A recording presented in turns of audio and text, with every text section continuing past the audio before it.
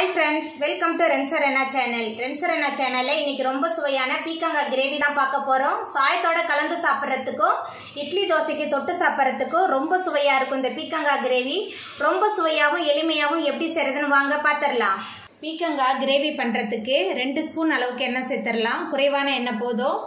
எண்ணெய் சூடாயிட்டு 1 ஸ்பூன் அளவுக்கு சீரகம் சேர்த்துடலாம். சீரகம் பொரிய ஆரம்பிச்சிருச்சு. பொடியா நறுக்குன 10 சின்ன வெங்காயம் சேர்த்துக்கலாம்.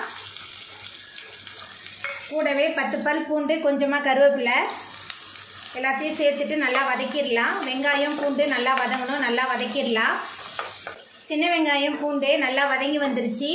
இப்போ இதில் 2 டேபிள் ஸ்பூன் அளவுக்கு இஞ்சி பூண்டு விழுத்து சேர்த்துடலாம். கூடவே ஒரு தக்காளி பொடியாக நறுக்கி வச்சுருக்கேன், தக்காளி பழம் சேர்த்துடலாம். சேர்த்துட்டு நல்லா வதக்கிடலாம். வெங்காயம் தக்காளிலாம் நல்லா வதங்கி இஞ்சி பூண்டோட பச்சை வாசனை போயிடுச்சு. இப்போ இதில் மசாலா தூள்லாம் சேர்த்துக்கலாம். மஞ்சள் 1/2 ஸ்பூன் சேர்க்குறேன். குழம்பு மிளகாய் தூள் 1/2 டேபிள் ஸ்பூன், உங்கள் காரத்துக்கு தகுந்த மாதிரி சேர்த்துக்கோங்க.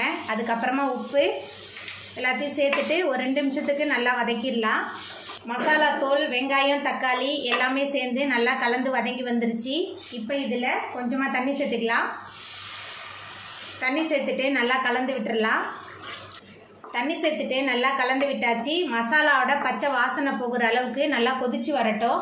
மசாலாவோட பச்சை வாசனை போகிற அளவுக்கு கிரேவி நல்லா கொதிச்சு வந்துருச்சு. இப்போ இதில் பொடியாக நறுக்கி வச்சிருக்கிற மீடியம் சைஸில் 2 பீக்கங்காய் சேர்த்துடலாம்.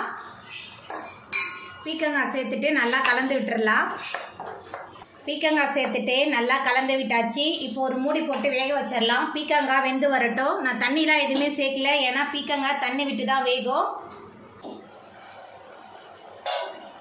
பீக்கங்காய்லாம் நல்லா வெந்து எண்ணெயெல்லாம் பிரிஞ்சு வந்துருச்சு. நம்மளோட சுவையான பீக்கங்காய் கிரேவி சூப்பராக ரெடி ஆகிட்டு. உங்களுக்கு தேங்காய்னா வேணும்னா நீங்கள் தேங்காய் அரைச்சி ஊற்றிக்கோங்க. நான் தேங்காய்லாம் இன்றைக்கி அரைச்சி ஊற்றல.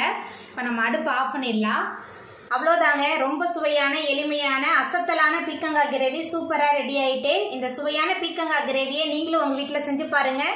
இந்த வீடியோ உங்களுக்கு பிடிச்சிருந்தா லைக் பண்ணுங்கள், ஷேர் பண்ணுங்கள், கமெண்ட் பண்ணுங்கள், சப்ஸ்கிரைப் பண்ணுங்கள். அப்படியே பக்கத்தில் உள்ள பெல் பட்டனையும் கிளிக் பண்ணிடுங்க. நன்றி.